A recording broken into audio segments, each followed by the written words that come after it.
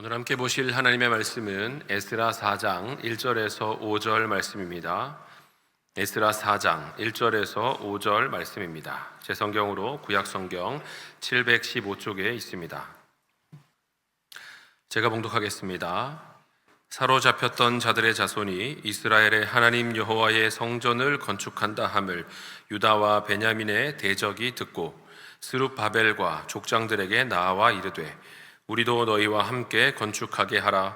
우리도 너희같이 너희 하나님을 찾노라. 아수르 왕 에살 핫돈이 우리를 이리로 오게 한 날부터 우리가 하나님께 제사를 드리노라 하니 스룹바벨과 예수아와 기타 이스라엘 족장들이 이르되 우리 하나님의 성전을 건축하는데 너희는 우리와 상관이 없느니라.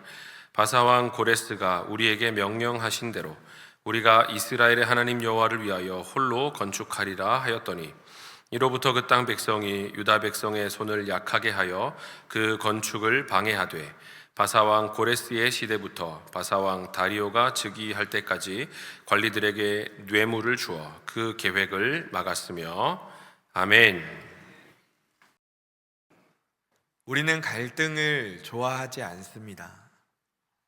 가능하면 평화롭게, 부드럽게 함께 가는 길을 선택하고 싶어 합니다.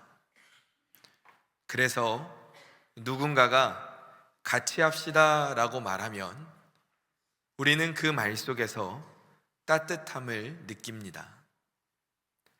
협력은 선해 보이고 연합하는 것은 아름다워 보입니다. 특히 오늘과 같은 시대는 더욱 그렇습니다. 다양성이 미덕이 되고 경계선을 세우는 일은 때로는 편협하게 보이기도 합니다. 서로 다름을 인정하자라는 말이 세상에서 박수를 받는 시대입니다. 그러나 오늘 성경은 우리에게 더 깊은 질문을 던집니다. 오늘 우리가 함께 읽었던 말씀, 에스라 4장 1절 말씀은 이렇게 시작하고 있습니다. 사로잡혔던 자들의 자손이 이스라엘의 하나님 여호와의 성전을 건축한다 함을 유다와 베냐민의 대적이 듣고 라고 되어 있습니다. 이스라엘이 성전을 다시 세우는 건축 공사를 시작하려고 합니다. 포로로 끌려갔던 이스라엘 백성들이 돌아와서 다시 하나님을 예배하는 자리를 세우려고 합니다. 이것은 단순히 과거의 영광을 회복하는 것이 아니라 이스라엘의 정체성을 회복하는 것이었습니다. 다시 하나님께 속한 백성, 거룩한 백성, 구별된 백성으로 나아가기 위한 출발점이었습니다. 그런데 그 가운데에 지금 누가 있다라고 말합니까? 대적. 그러니까 이 성전 건축을 방해하는 세력이 있다라고 말합니다. 오늘 본문은 이렇게 우리에게 말씀하고 있습니다. 우리가 하나님을 향해서 나아가는 발걸음이 있을 때에는 그 곁엔 그 발걸음을 방해하는 움직임도 함께 일어난다는 것입니다.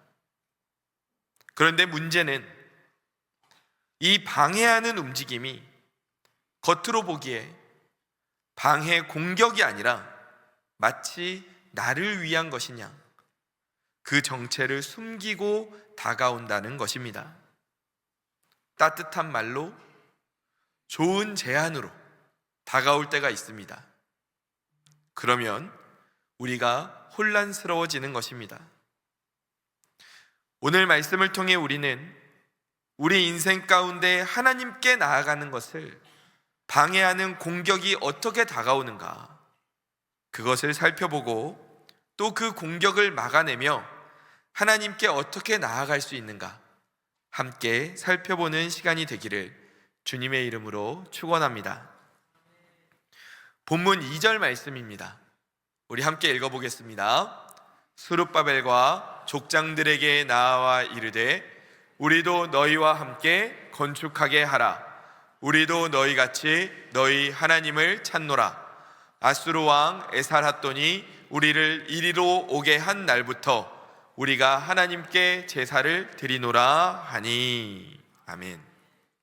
지금 유대와 베냐민의 대적들, 그러니까 성전 건축을 방해했던 이 세력들이 와서 뭐라고 말합니까?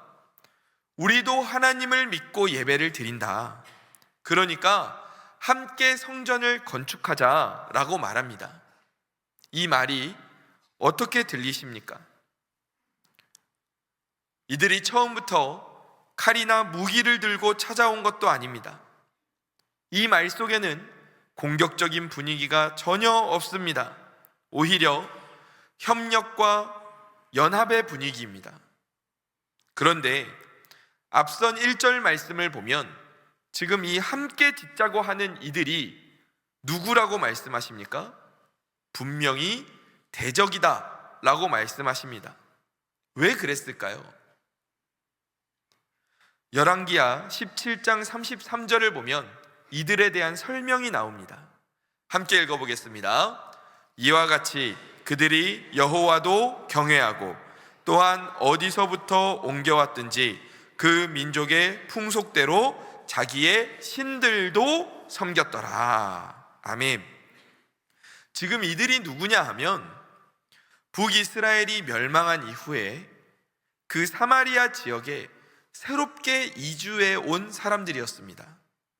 그러니까 기존에 살고 있던 이스라엘 백성들은 다른 지역으로 강제로 이주하게 되었고, 그리고 그 자리에 다른 민족들이 들어오게 되면서 이 남아있던 이스라엘 민족과 섞인 호남 민족이 나타나게 되었습니다. 그런데 이들에게 문제가 있었는데 그 문제는 하나님을 믿지 않는 게 문제가 아니라 하나님만 믿지 않는다는 게 문제였습니다. 방금 읽은 열왕기하의 말씀과 같이 이들은 하나님도 경외하고 자신들의 신들도 섬겼습니다. 하나님을 부정하는 게 아닙니다. 그런데 하나님을 자신들이 믿는 신 중에 하나로 만들어 버렸습니다. 하나님을 이방 신들 가운데 하나로 섞어 버렸습니다. 하나님은 지금 이들의 영적인 상태를 보고 계셨고, 그래서 그들이 이스라엘에게 도움이 되는 존재가 아니라 대적이다 라고 말씀하셨던 것입니다. 실제로 사단은 우리가 하나님께 가까이 나아가는 것을 어떻게든 막고 싶어 합니다. 하나님 앞에 나아가서 하나님의 은혜를 누리는 것을 어떻게든 방해하고 싶어 합니다. 그러할 때 어떻게 다가옵니까? 여러 가지 방법으로 공격을 합니다. 그런데 때로는 우리를 직접적으로 핍박하고 공격하면서 너 계속 그렇게 하나님 믿을 거야? 그럼 너 가만히 안 둬? 너 그렇게 하면 너 죽는다? 막 이렇게 하면서 겁을 주고 공격하기도 하지만 대부분 그보다 더 교묘한 방법을 사용합니다. 하나님을 믿지 말라라고 하는 게 아니라 하나님도 믿으면 되지라고 말합니다. 하나님도 믿고 세상의 가치도 붙들고 예배도 드리고 다른 신과 다른 종교도 존중하고 이렇게 하라고 말합니다. 겉으로 보기에는 폭넓어 보입니다. 관용과 성숙의 모습처럼 보이기도 합니다. 그러나 하나님은 이러한 영적인 혼합을 기뻐하지 않으셨습니다. 왜 그럴까요? 여기 한 잔의 물이 있습니다.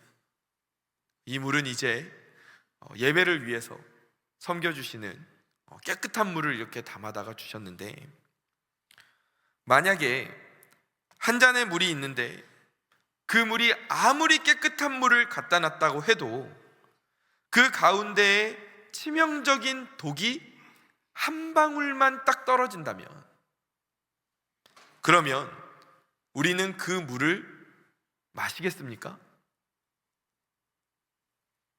여전히 물은 깨끗해 보이고 아무런 향이 나지 않아도 그 독 한 방울로 인해서 큰일이 날 수 있기 때문에 우리는 그 물을 마시지 않을 것입니다. 이 물은 깨끗하니까 마시겠습니다.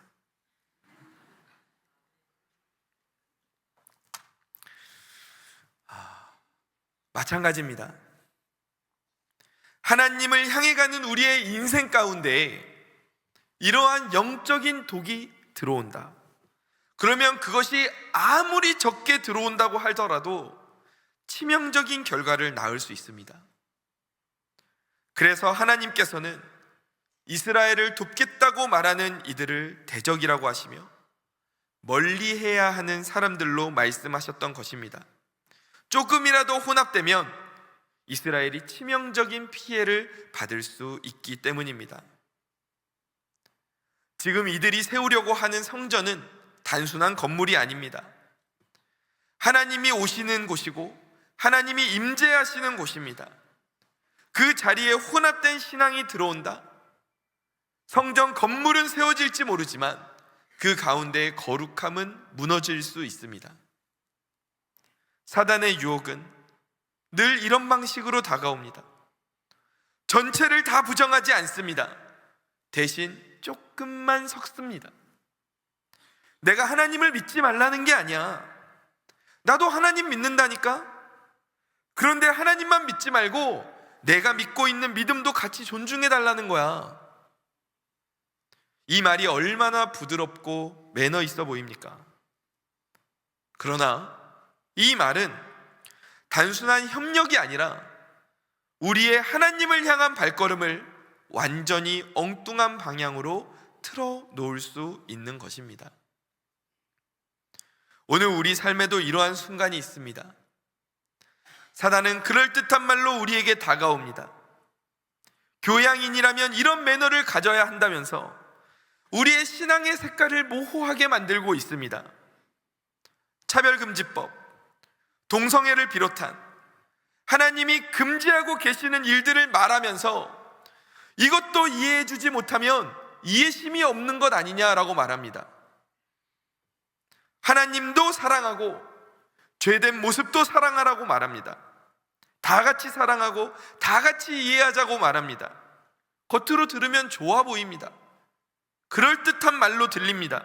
그러나 우리가 알아야 할 것은 좋게 들리는 말이라고 해서 항상 좋은 열매를 맺는 것은 아닙니다. 좋은 말이 항상 하나님의 뜻은 아님을 기억하시기 바랍니다. 영적으로 바로 서서 이러한 사단의 영적인 혼합 공격을 막아내고 온전히 하나님만을 향해 나아가는 저와 성도님들 되시기를 주님의 이름으로 축원합니다. 이렇게 성전을 함께 짓자는 제안이 있을 때 이스라엘이 어떻게 반응했습니까? 본문 3절 말씀입니다. 함께 읽어보겠습니다. 스룹바벨과 예수아와 기타 이스라엘 족장들이 이르되 우리 하나님의 성전을 건축하는데 너희는 우리와 상관이 없느니라.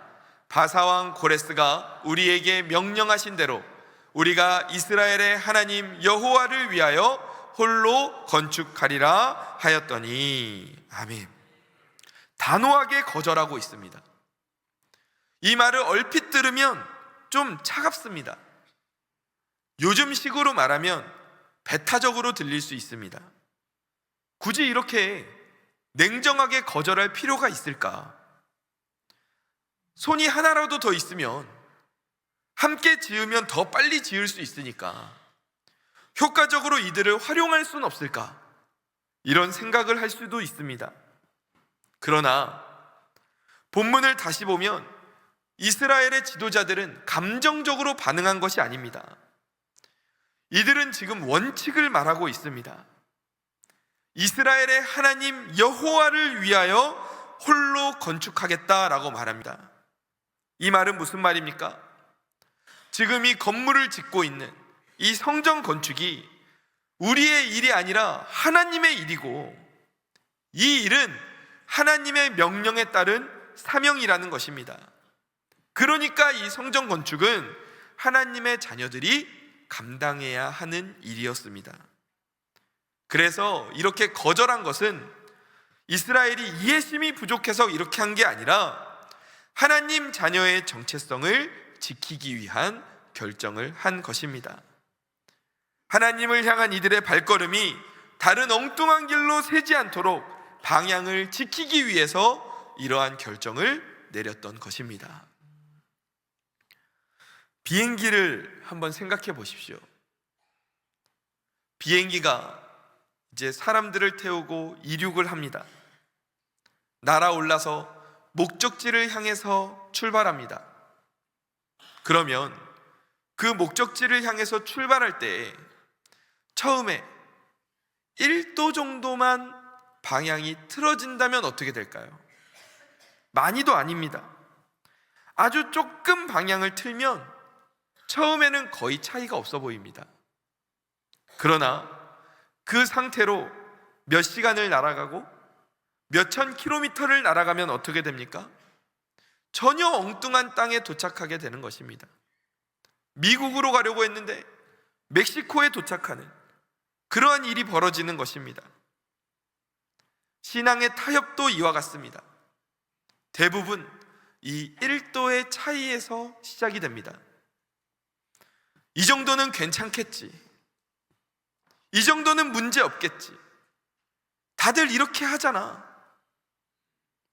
그런데 그 1도가 쌓이고 쌓여서 결국에는 전혀 다른 엉뚱한 목적지로 우리를 데려가는 것입니다. 이스라엘의 지도자였던 스룹바벨과 예수아는 그 1도의 차이를 허락하지 않았습니다. 이들은 성전 건축이 하나님을 위한 일이고 그들 가운데 혼합신앙이 들어오는 순간에 우리가 이 성전은 건축할 수 있을지 모르지만 그 가운데 하나님의 영광은 돌아오지 않을 수 있겠구나, 이 사실을 알고 있었습니다. 그래서 거절한 것이고 홀로 건축하겠다 선택한 것입니다. 영적인 순수함을 지키겠다고 고백한 것입니다. 사랑하는 성도 여러분, 오늘 우리의 삶 가운데에도 이러한 선택의 순간이 찾아옵니다. 가정에서, 직장에서, 사람들과의 관계 속에서 많은 선택을 해야 합니다. 그 중에는 영적인 선택들도 있습니다. 내가 신앙의 원칙을 지킬 것인가? 아니면 사람을 잃지 않기 위해 그 신앙의 원칙을 내려놓을 것인가? 하나님의 진리를 선명하게 붙들 것인가? 아니면은 분위기를 흐리지 않기 위해 하나님의 진리를 흐리게 만들 것인가? 조금이라도 더 빨리 가기 위해서 그 방향을 타협할 것인가? 이때 우리는 올바른 선택을 해야 합니다. 빠르게 가는 길이 아니라 바르게 가는 길을 선택해야 할 줄로 믿습니다. 성경은 오늘 우리에게 말씀하십니다. 좋은 게 다 좋은 것이 아니다. 우리는 좋은 게 좋은 거지 하면서 지나가지만 좋은 게 다 좋은 것이 아니라는 것입니다. 무엇이 좋은 것입니까? 하나님이 기뻐하시는 길이 우리에게 좋은 길이라는 것을 믿으시기 바랍니다. 이렇게 우리가 단호하게 하나님을 선택하면 이제 우리의 대적들도 가만히 있지 않습니다. 그 정체를 드러내고 덤벼듭니다. 이스라엘이 단호하게 거절하자 본문의 분위기가 완전히 달라집니다. 본문 4절과 5절 말씀 함께 읽어보겠습니다. 이로부터 그 땅 백성이 유다 백성의 손을 약하게 하여 그 건축을 방해하되 바사왕 고레스의 시대부터 바사왕 다리오가 즉위할 때까지 관리들에게 뇌물을 주어 그 계획을 막았으며. 아멘. 처음엔 부드럽게 다가왔던 이들이 거절을 당하니까 태도를 싹 바꿉니다. 이스라엘 민족의 손을 약하게 하고 그 건축을 하고 싶어하는 마음을 무너지게 만듭니다. 두렵게 만들고 행정적으로 압박을 하고 그 이후로 무려 16년의 기간 동안 이 성전 건축을 방해했습니다. 그러니까 대적들은 처음부터 순수한 마음으로 성전을 지으려고 온 게 아니었습니다. 만약에 성전을 짓는 게 진짜 목적이었다면 이스라엘이 거절을 했을 때 그렇냐, 너무 아쉽지만 알겠다, 그럼 우리가 도울 수 있는 일을 돕거나 아니면 우리가 마음으로 응원하겠다, 이런 식으로 나와야 하지 않습니까? 그런데 지금 이들이 싹 바뀌었습니다. 그러니까 이들의 목적은 동참하는 게 목적이 아니라 통제하는 게 목적이었습니다. 타협이 받아들여지지 않으니까 노골적으로 공격하기 시작한 것입니다. 성도 여러분, 우리가 하나님의 길을 선택할 때에 알아야 할 것이 하나 있습니다. 하나님의 말씀을 선택하는 것이 그 즉시 우리에게 평안을 가져다 주지 않을 수도 있습니다. 물론 그 선택의 마지막은 하나님이 주시는 평안과 기쁨이지만 때로는 하나님의 말씀을 선택한 순간에는 오히려 갈등이 시작되는 것처럼 보일 수도 있습니다. 그러나 성경 전체를 보면 하나님의 자녀들은 언제나 이런 순간을 지나왔습니다. 다니엘이 기도를 타협하지 않겠다고 했을 때 다니엘은 사자굴에 던져져야 했습니다. 다니엘의 세 친구가 우상에게 절하지 않겠다라고 했을 때 그들은 풀무불에 들어가야 했습니다. 예수님도 마찬가지 아니셨습니까? 광야에서 금식하고 계실 때 사단이 예수님을 찾아와서 말합니다. 이 돌을 떡으로 만들어서 먹어라. 이건 죄를 짓자는 제안이 아닙니다. 배고픔을 해결하자라는 제안이었습니다. 그리고 예수님이 능력이 없으시면 모르겠는데 충분히 그렇게 하실 수 있는 능력이 있으니까 그 능력에 조금만 써서 배고픔을 위해서 한번 조금만 써보자, 이러한 제안이었습니다. 얼마나 합리적이고 얼마나 좋아 보입니까? 그러나 예수님은 단호하게 거절하십니다. 왜 그렇습니까? 예수님에게 있어서 당장의 문제 해결보다 더 중요한 것은 하나님의 뜻이었기 때문입니다. 만약에 예수님이 그 제안을 받아들이셨다면 광야에서의 고통은 줄어들었을지 모릅니다. 그러나 그 순간부터 십자가의 길은 흐려졌을 것입니다. 우리가 영적으로 타협할 때에 당장의 고통과 힘듦은 줄어드는 것처럼 보일 수 있으나 그 선택이 우리의 사명을 흐리게 만드는 것입니다. 오늘 본문 속의 이스라엘 공동체도 마찬가지였습니다.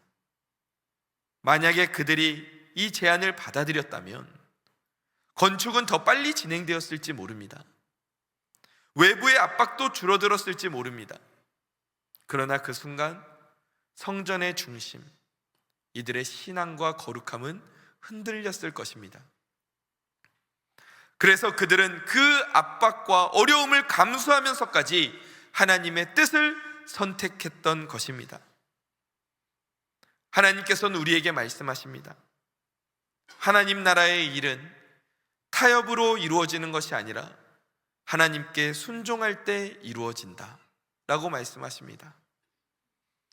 이 사실을 기억하시고 하나님의 말씀에 온전한 순종으로 나아가는 저와 성도님들이 되시기를 주님의 이름으로 간절히 축원합니다. 말씀을 정리하겠습니다. 오늘 말씀은 단순히 먼 옛날의 이야기가 아닙니다. 이 말씀은 오늘 우리의 삶의 자리에서 살아 숨쉬고 있는 말씀입니다. 우리 삶에도 많은 제안들이 들어옵니다. 하나님도 믿고 세상도 붙들자, 예배도 드리고 성공도 해야지, 복음을 말하되 눈치 좀 봐라, 진리도 지키고 분위기도 맞춰야지. 겉으로 보면 다 좋아 보입니다. 오히려 균형 잡힌 말처럼 들립니다. 그러나 그 선택이 오늘 내 인생의 영적인 방향을 조금씩 바꾸고 있진 않습니까? 지금 우리의 가정은 어떻습니까? 우리의 자녀들에게 우리는 무엇을 인생의 우선순위로 보여주고 있습니까? 하나님입니까? 아니면 하나님도 믿는 신앙을 가르치고 있습니까? 우리의 직장에서는 어떻습니까? 직장 생활 속에서 작은 타협 하나가 우리의 그리스도인으로서의 정체성을 조금씩 무너뜨리고 있지는 않습니까? 우리는 인생에서 무엇을 더 중요하게 여기고 있습니까? 빨리 가는 것입니까? 편하게 가는 것입니까? 높이 올라가는 것입니까? 오늘 말씀 속의 이스라엘 지도자들은 건축의 속도를 선택하지 않았습니다. 분위기를 선택하지 않았습니다. 대신 하나님의 자녀라는 정체성을 선택했습니다. 그리고 하나님의 자녀답게 선택했습니다. 물 한 컵에 아주 작은 독 한 방울이 들어갈지라도 그 물은 이제 더 이상 생명을 주지 못합니다. 비행기가 출발해서 1도 조금 틀었어도 계속 그렇게 간다면 결국 다른 목적지에 도착하게 됩니다. 돌로 만든 떡은 잠시 우리의 배를 채울 수 있을지 모르나 하나님의 뜻을 이루지는 못합니다. 그래서 오늘 하나님께서는 우리에게 베드로전서 2장 9절에서 이렇게 말씀하십니다. 베드로전서 2장 9절 말씀 함께 읽어보겠습니다. 그러나 너희는 택하신 족속이요 왕같은 제사장들이요 거룩한 나라요 그의 소유가 된 백성이니 이는 너희를 어두운 데서 불러내어 그의 기이한 빛에 들어가게 하신 이의 아름다운 덕을 선포하게 하려 하심이라. 아멘. 우리는 이미 하나님의 택하신 족속이요 하나님의 소유가 된 백성들인 줄로 믿습니다. 그렇다면 우리의 인생의 길은 하나님의 그 아름다운 덕을 선포하는 것이 우리 인생의 길인 것입니다. 좋아 보이는 제안이 있을 수 있습니다. 편해 보이는 길이 있을 수 있습니다. 타협하면 갈등이 줄어들 것처럼 보일 수 있습니다. 그러나 기억하십시오. 좋은 게 다 좋은 것이 아닙니다. 하나님의 뜻이 우리에게 좋은 것입니다. 속도가 늦어질 수 있고 사람이 떠날 수도 있고 압박이 올 수도 있으나 하나님이 함께 하시는 그 길이라면 그 길이 내 인생의 가장 안전한 길임을 믿으시기 바랍니다. 하나님을 향한 올바른 선택으로 주신 사명 잘 감당하면서 그 사명의 끝에 나를 위해 하나님께서 예비하신 그 복과 은혜를 충만히 누리는 그리고 나누며 살아가는 저와 성도님들 되시기를 주님의 이름으로 간절히 축원합니다. 기도하겠습니다. 하나님, 인생을 살면서 많은 선택의 순간이 있습니다. 그 가운데에서 사단은 오늘도 우리를 하나님에게서 멀어지게 만들려고 우리를 유혹하고 공격합니다. 때로는 그 공격이 거센 공격으로 올 때도 있지만 대부분은 우리가 하나님에게서 조금씩 멀어지게 만드는 그러한 교묘한 공격들입니다. 하나님을 믿지 말라고 하는 게 아니라 하나님도 믿고 세상의 다른 좋은 것들도 믿으라고 말합니다. 주님, 그러나 우리 하나님께서는 그 혼합된 신앙에 대해서 단호하게 안 된다고 말씀하셨습니다. 왜냐하면 그 작은 차이가, 그 작은 독이 우리의 인생에 치명적인 결과를 낳을 수 있기 때문입니다. 전혀 엉뚱한 곳으로 우리 인생이 갈 수 있기 때문입니다. 그래서 하나님은 오늘 말씀을 통해서 우리의 나아가야 할 길을 알려주십니다. 단호하게 하나님을 선택하고, 그리고 어떠한 어려움이 올지라도 그 가운데 포기하지 말고 하나님을 향해 나아가는 발걸음, 그 가운데 우리가 사명을 이룰 수 있고 그 사명의 끝에 하나님이 주실 복과 은혜가 있다는 것을 하나님께서 우리에게 알려주셨습니다. 주님, 이 말씀 붙잡고 하나님만 바라보며 나아가게 하여 주옵소서. 좋은 게 다 좋은 거지라고 사는 게 아니라 하나님의 뜻이 오직 내 삶의 가장 좋은 것임을 기억하며 하나님의 뜻만을 붙잡고 나아가는 우리들 되게 하여 주옵소서. 사랑이 많으신 예수님의 이름으로 기도드립니다. 아멘.